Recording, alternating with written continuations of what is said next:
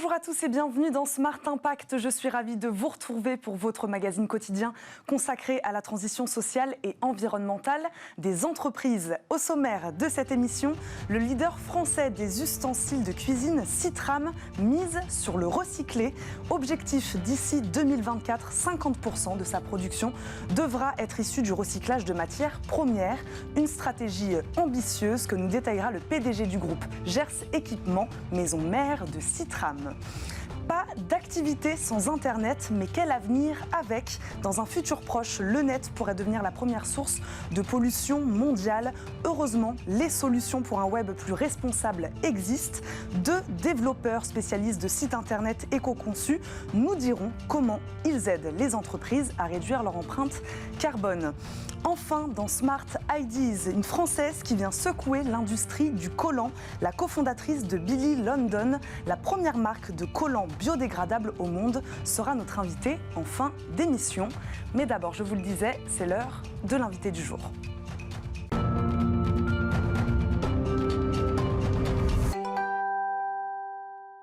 Notre premier invité nous accompagne en visioconférence, c'est Philippe Béguet, PDG de Gers Équipement. Bonjour. Bonjour Eva. Bonjour, merci de nous accompagner aujourd'hui. Spécialiste des ustensiles de cuisine, installé à Mirande dans le Gers, vous prenez vous aussi depuis quelques mois le virage écologique, notamment celui des produits recyclés. Qu'est-ce qui a déclenché ce changement de cap chez Gers Équipement? Est-ce que c'est la crise sanitaire, Philippe Béguet? Alors c'est avant la crise sanitaire, il y a maintenant quelques années, on s'aperçoit qu'il y a une demande croissante des produits en matière recyclée. Et donc forcément on s'y est intéressé parce que c'est une prise de conscience collective. Et voilà maintenant 3 ans qu'on a démarré en modifiant nos produits qui étaient en matière première primaire et pour les transformer en matière première recyclée. Pour revenir sur la crise sanitaire, est-ce qu'elle vous a été plutôt favorable, vous, cette crise ? Alors effectivement, on a vécu quelques mois avec une hausse de la consommation, mais parce que les Français sont restés chez eux et ont voulu se remettre à cuisiner, à faire du fait maison. Donc on a ressenti un engouement. Et puis, à travers des études de consommation, on s'est aperçu que quasiment 90% des Français ont une appétence pour le recyclage. Et ce qui est d'autant plus puissant comme information, c'est que 80% des Français sont intéressés par des opérations recyclage qu'ils pourraient trouver en magasin. Et donc, de fait, ils recherchent des produits en matière première recyclée sur et notamment sur les articles de cuisson que nous développons sur la marque Citram. Donc ce changement de cap, c'est ce que vous nous dites, c'est aussi donc une demande du consommateur. Par quoi, alors expliquez-nous, passe cette nouvelle politique de nouvelles matières premières, vous le disiez, mais aussi de la seconde main, je crois? Alors effectivement, donc comme je vous disais, on a 80% des Français qui sont intéressés pour recycler leurs produits de cuisson. Comment ça marche? Expliquez-nous le processus de recyclage. Alors, tout d'abord, une poêle, une casserole, le consommateur ne sait pas forcément quoi en faire quand ce produit est en fin de vie.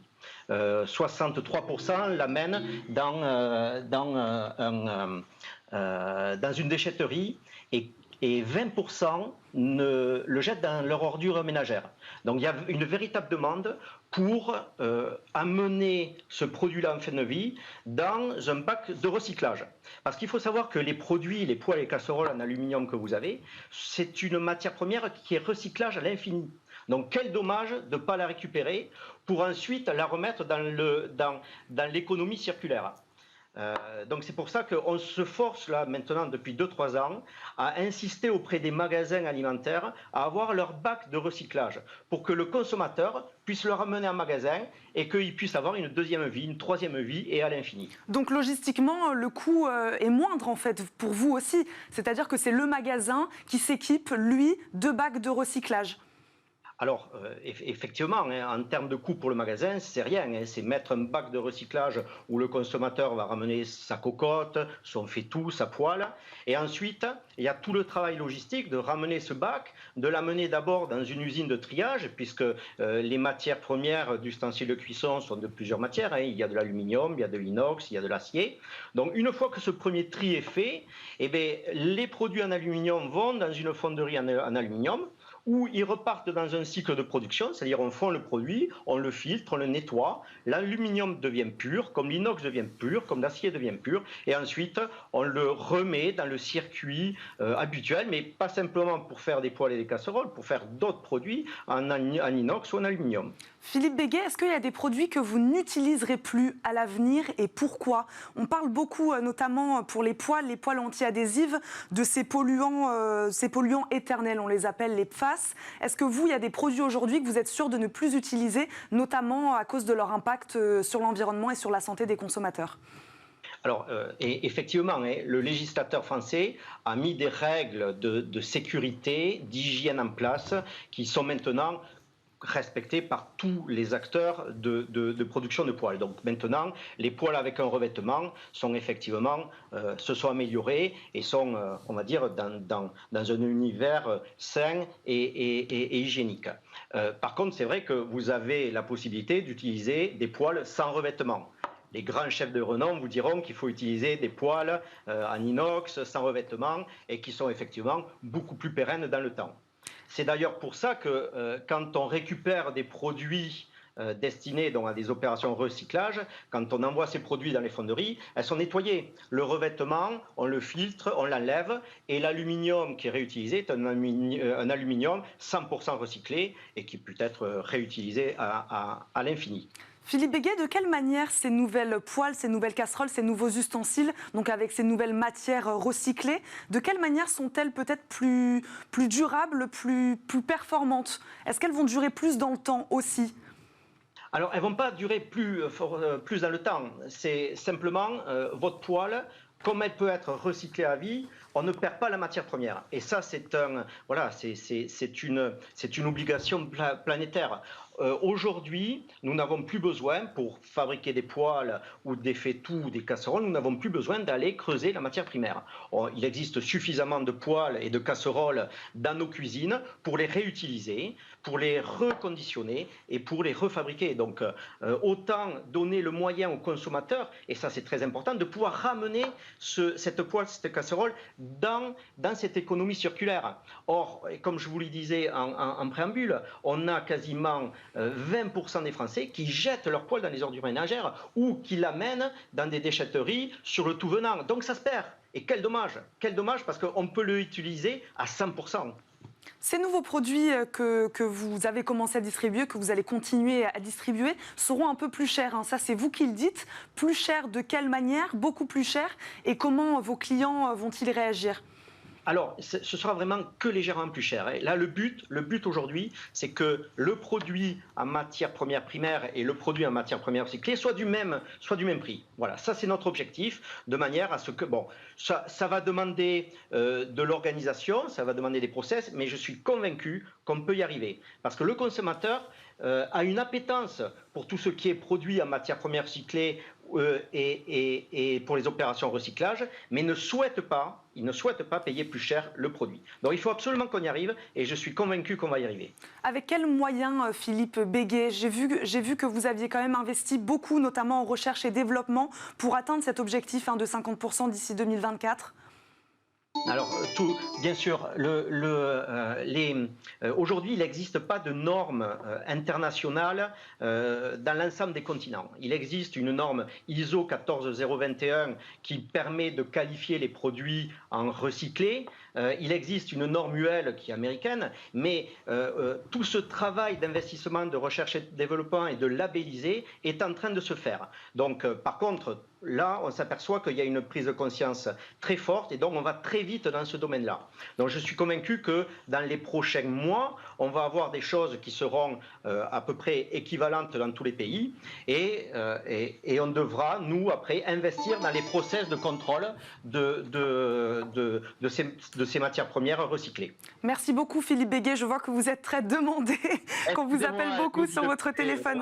Merci beaucoup en tout cas de nous avoir accompagnés pour cette première partie d'émission. Je le rappelle, vous êtes donc PDG de Citram et de Gers Équipement. Merci à vous. C'est l'heure de notre débat. On parle Internet éco-responsable. Retrouvez le débat de Smart Impact avec Veolia.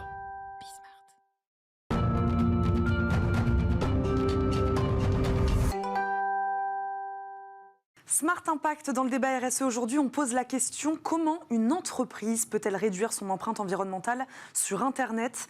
Aujourd'hui, le trafic sur le numérique émet 3,8% des gaz à effet de serre du monde, soit plus que le transport aérien civil. Une bonne raison donc, en tant qu'entreprise, de vouloir réduire l'empreinte carbone de son site web. Pour débattre avec nous aujourd'hui, deux spécialistes du sujet, de développeurs de sites Internet écologiques. Renaud Éluin, fondateur de Nova Gaia, est avec nous. Bonjour. Bonjour. Bienvenue sur le plateau de Smart Impact. Nous accompagne également en visioconférence Vincent Blé, co-dirigeant de la société Rolling Web. Bonjour. Bonjour. Bonjour, merci d'être là. Renaud Éluin, si le numérique était un pays, il aurait environ 2 à 3 fois l'empreinte environnementale de la France. Les chiffres sont alarmants. Quelle est la source principale de pollution d'un site Internet? Est-ce que c'est le nombre de clics? Expliquez-nous. C'est l'obésité du site, c'est son poids, c'est sa non-optimisation pour envoyer les données aux clients, les photos, le code. Il y a plein de choses qui font qu'un site devient trop gros et trop lourd à télécharger. Mais comment on en est arrivé là? Est-ce que c'est la surenchère d'outils technologiques, type cookies? Comment on en est arrivé là? On en est arrivé là parce qu'en fait, dans les années 2000, on avait des modems qui allaient très lentement, donc on faisait attention à tout ce qu'on faisait. Et puis depuis, on a la DSL, la fibre, la 4G ou autre. Et puis on s'est dit, on y va, quoi. C'est plus facile. On a envie d'avoir des beaux visuels, des belles images qui sont plein pot sur le site. Donc toutes ces choses-là fait que on a alourdi tout. Vincent Blé, est-ce que vous êtes d'accord avec ce mot que j'ai prononcé, peut-être de surenchère? Est-ce qu'on peut parler de surenchère aujourd'hui sur les sites Internet, notamment d'entreprises de e-commerce? Alors oui, je suis complètement d'accord. Je pense depuis quelques années, maintenant 10 ans, on a tendance à se reposer, comme le disait notre partenaire. C'est que l'idée, c'est qu'on se base sur des systèmes réseau qui vont de plus en plus vite, des machines qui sont de plus en plus performantes. Et les développeurs ont eu tendance à oublier un petit peu l'essentiel et à se dire on va proposer davantage de choses pour améliorer l'expérience client au détriment de la rapidité et de la performance. Aujourd'hui, je pense qu'il est temps maintenant de se poser les bonnes questions et de savoir de quoi a besoin le client et de lui proposer une expérience qui lui convient et de pérenniser justement un petit peu les usages tech. On va en parler de vos solutions, Vincent Blé. Est-ce qu'on peut déjà peut-être commencer par mesurer son impact carbone? C'est ce que les entreprises vous demandent de faire. Peut-être d'abord, on mesure, puis ensuite, après, on trouve des solutions? C'est bien ça, il existe aujourd'hui des outils qui permettent de donner une idée, ça reste très estimatif aujourd'hui, parce que c'est un sujet qui est encore en cours de recherche, c'est des outils qui demandent encore à être étudiés et à être améliorés, mais on a déjà de bonnes estimations quant à la consommation moyenne d'un site internet, la façon dont il est conçu, et derrière on parle justement des corps web vital qui permettent justement de se consacrer sur l'essentiel et de dialoguer justement avec un client. Renaud Éluin, il faut donc repenser complètement la conception d'un site Internet classique. De quelle manière et avec quels outils? Qu'est-ce que vous proposez? Alors, avant de parler d'outils, je pense que c'est se poser les questions au départ de est-ce qu'on a besoin de certaines fonctionnalités? Donc, c'est de challenger, et c'est notre rôle, de challenger le client en lui demandant mais est-ce que tu as vraiment envie d'inscrire tes gens à une newsletter si tu n'es pas en capacité de rédiger une newsletter toutes les semaines? Donc, ça ne sert à rien de le faire. On dit que la fonctionnalité qui a le moins d'impact, c'est celle qui n'existe pas. Donc, on l'enlève, quoi. Et ce qui permet de réduire les coûts de fabrication des sites, de réduire l'impact, c'est vertueux pour tout le monde, quoi. Donc on enlève certaines fonctionnalités déjà, ne serait-ce que commencer par ça? Voilà. Alors, un site éco-conçu, c'est ça, c'est challenger tous les besoins, c'est de trouver des méthodes pour que quand le besoin est nécessaire, c'est de voir comment est-ce qu'on peut le faire en ayant le moindre impact possible. Par exemple, un fil de news, on ne fait pas en sorte qu'il se charge infiniment comme peut l'être sur les réseaux sociaux, mais plutôt faire à la demande que la personne affiche le reste. Comme ça, au bout d'un moment, il en a marre et puis donc il arrête de consommer de la data. Vincent Blé, ce que nous dit Renaud Éluin, c'est que ces solutions, finalement, elles sont accessibles à tous. Tout le monde peut le faire, ça. Tout le monde peut faire, effectivement. Il y a des outils aujourd'hui qui existent, notamment avec Google Analytics, qui permettent de suivre un petit peu le comportement du client sur une application et de voir ce qu'il est amené à utiliser régulièrement ou non. Et c'est à partir de cette analyse qu'on sait justement ce qu'il faut enlever ou continuer à améliorer. Donc déjà, vous aussi, vous faites exactement pareil chez Rolling Web, c'est-à-dire que déjà, on commence avec le client par enlever les fonctionnalités dont il n'a pas besoin. Comment on va plus loin aussi ? Alors déjà, oui, effectivement, c'est à la base d'une refonte. Quand un client a déjà un site internet et qu'il souhaite l'optimiser, c'est vraiment étudier un petit peu le comportement de ses utilisateurs, voir ce qu'il essaye de vendre et comment il veut capter l'attention de son utilisateur et de lui proposer une liste de fonctionnalités qui est vraiment indispensable pour son activité, de ensuite les améliorer et le reste, du coup, ce sera de l'enlever, comme disait Monsieur Elouin. Renaud Elouin, quelles sont les entreprises aujourd'hui qui font appel à vous ? Est-ce que c'est plutôt des petites structures, des moyennes, des grandes ? C'est principalement des petites ou des en devenir qui sont déjà dans leur fibre, dans leur ADN, c'est déjà ça. C'est j'ai envie d'avoir un impact positif, donc ce que je vends est positif, mon message est positif, donc j'ai envie d'avoir une cohérence pour que mes clients s'y retrouvent, pour que mes collaborateurs veuillent me rejoindre. Donc voilà. Et sur quel type d'activité ? Parce que est-ce qu'on parle de e-commerce ? Est-ce qu'on parle aussi des sites web qui sont simplement finalement des vitrines pour certaines entreprises ? J'imagine qu'il y a aussi une distinction à faire entre les sites marchands et les sites non marchands. Alors, il y a les deux. Après, c'est plus simple de réduire l'impact d'un site vitrine, puisqu'il n'y a pas tout ce côté où il faut faire une transaction, donc il faut accéder au panier, il faut accéder au stock des produits. Donc c'est beaucoup plus simple de faire des choses très réduites en site vitrine. Après, on essaie de réduire l'impact aussi des sites de e-commerce en, encore une fois, mettant le moins de choses possible, on va dire, et puis en optimisant au mieux tout ce qu'on fait. Vincent Blé, après avoir trouvé donc une solution pour l'entreprise pour rendre son site internet plus responsable, plus écologique, est-ce qu'on mesure là aussi l'impact pour que l'entreprise puisse derrière communiquer justement sur cet impact carbone ?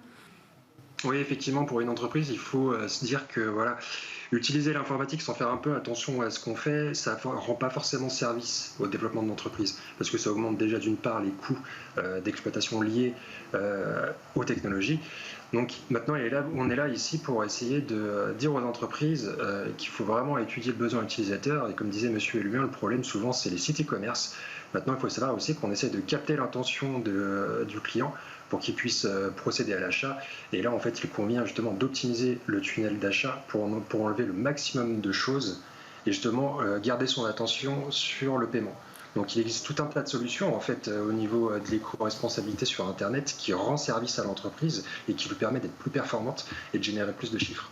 Vincent Blé, oui c'est ça. Est-ce qu'on peut élargir peut-être quels sont les avantages à avoir aujourd'hui un site éco-conçu au-delà donc de l'impact carbone ? C'est un site plus performant aussi ? C'est déjà un site plus performant, donc ça sert aussi l'image de marque de l'entreprise, ça lui permet de communiquer sur une dimension RSE qui devient de plus en plus importante, donc pas seulement au niveau de l'écologie, mais aussi du respect de l'utilisateur, parce que dans le respect de l'utilisateur, on prend en compte aussi l'attention qu'on capte. Et l'idée, c'est de lui dire, on va moins capter votre attention, par contre, on va qualifier votre expérience. Donc ça lui permettra justement de fidéliser sa clientèle. C'est ça, Renaud Elouin. Oui, c'est exactement pourquoi ça. Un site plus responsable serait-il finalement plus performant ? Déjà parce que, alors Google est bien fait, il mesure l'impact des sites et sa performance, mais en fait on est sur les mêmes instruments de mesure. Donc un site qui est éco-conçu, forcément il est mieux noté par Google, donc il remonte plus dans les résultats de recherche, donc c'est gagnant pour l'entreprise. Et faire en sorte que ces sites soient éco-conçus, réactifs. L'utilisateur, quand il fait son acte, se balade dans le site, ça va plus vite, c'est instantané quasiment. Donc c'est tout bénéf aussi pour l'utilisateur. C'est gagnant-gagnant. De quelle manière sensibilisez-vous les collaborateurs aussi à votre démarche ? J'imagine que c'est peut-être le dirigeant qui fait appel à vous pour refonder son site internet. Comment on inclut les collaborateurs dans cette démarche aussi ? Alors, encore une fois, c'est beaucoup des petites structures qui s'adressent à moi. Donc, parfois, ils n'ont pas de collaborateurs. Après, souvent, c'est dans l'ADN de la boîte. Donc, ils sont tous... C'était déjà dans l'ADN souvent, de l'entreprise. Voilà, souvent. Quand les gens viennent vous voir pour avoir un site éco-conçu, c'est que ça fait partie de leur démarche et c'est global. Après, parce que je ne fais pas que ça, il y a des entreprises qui ne viennent pas par ce biais-là, on les sensibilise, on leur explique, on leur parle de l'impact, du problème écologique que ça peut avoir, le problème de ressources qui s'amenuisent, voilà. Merci beaucoup d'avoir été avec nous aujourd'hui, Renaud Hélouin et Vincent Blé. Merci beaucoup de nous avoir accompagnés et d'avoir débattu avec nous sur le plateau de Smart Impact. On termine comme chaque jour cette émission par la bonne idée du jour. Smart Ideas avec BNP Paribas. Découvrez des entreprises à impact positif.